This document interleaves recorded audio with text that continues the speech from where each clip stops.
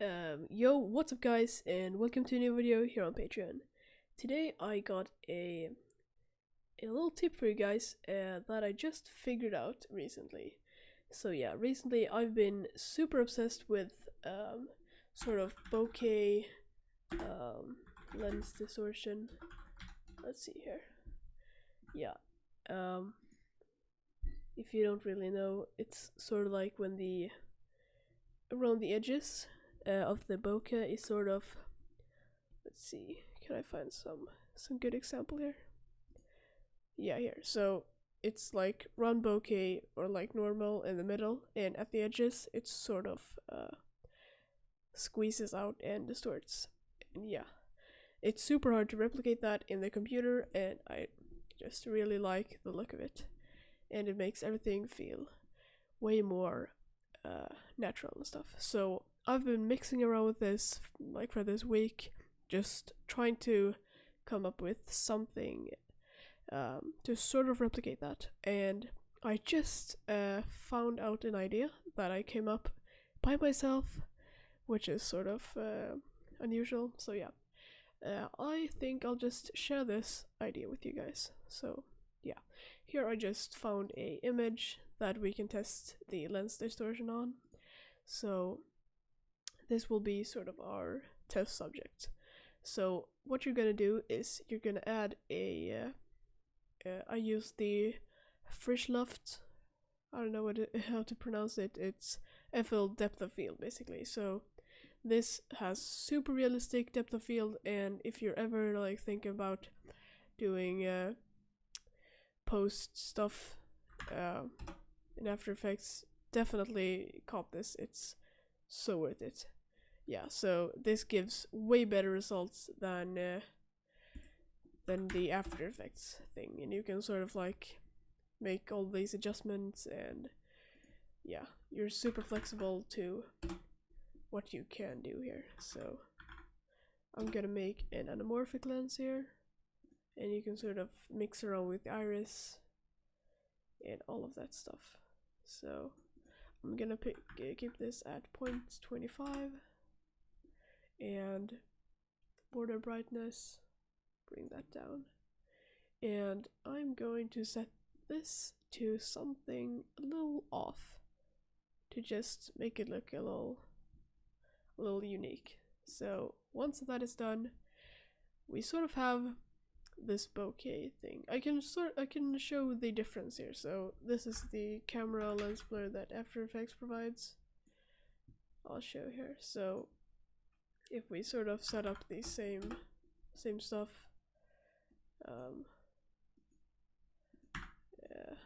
like this, yeah, the difference is quite big.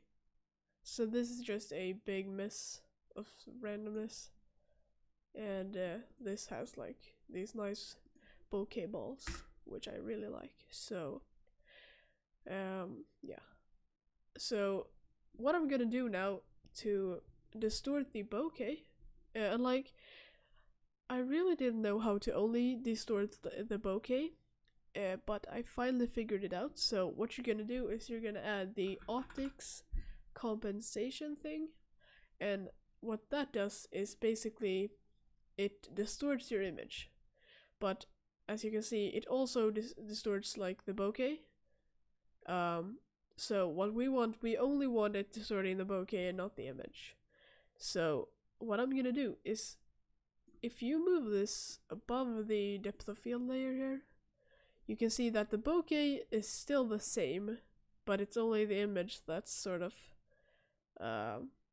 getting distorted. So if we set this at 60 or something,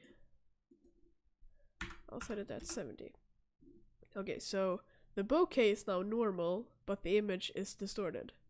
So I thought, what happens if you reverse this? So if we add an adjustment layer and call this and add the same optics compensation. So what we can do now is we can use the same setting here, 70, and just hit reverse the distortion. So now we can see that something is happening, but it's sort of looking a little wrong. and that's because the bokeh is smaller here and sort of gets bigger at the edges. That's not how it works. It's like supposed to be smaller and sort of squished out at the edges. So what we can do is actually do the other way around. So this gets the reverse and the other one gets the normal thing. So to see this a little clearer, we can just turn that off and we can mix around with this. So we want the buildings to be straight. So when are they looking straight? Somewhere around here. So you don't want it to be perfect because all cameras have a little bit of distortion, and especially anamorphic lenses. So a little bit of distortion is good. So now when we have fixed that, we want to sort of crop in on this image. So to do that, we are going to select these and pre-compose them. So once we have that, we can zoom in here. So yeah, like that.